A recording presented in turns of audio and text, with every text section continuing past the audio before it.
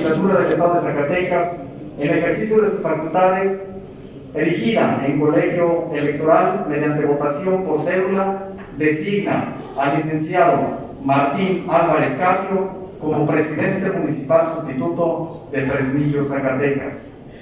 Artículo 2. Notifíquese al Honorable Ayuntamiento de Fresnillo, Zacatecas, a efecto de que cite al ciudadano designado para que rinda la protesta de ley correspondiente ante su cabildo y a partir de ese acto solemne ocupe el cargo que esta Asamblea de Diputados y Diputadas le confiere. Artículo 3.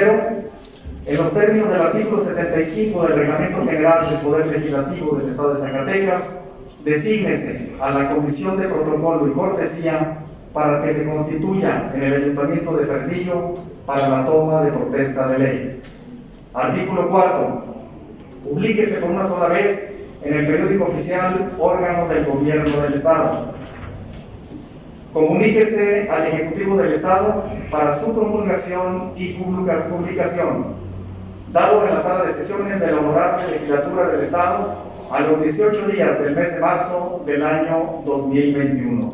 Atentamente, la Presidenta de la Mesa Directiva, diputada María Navidad de Jesús Reyes Ochoa, Secretaria, diputada María Isabel Trujillo Mesa,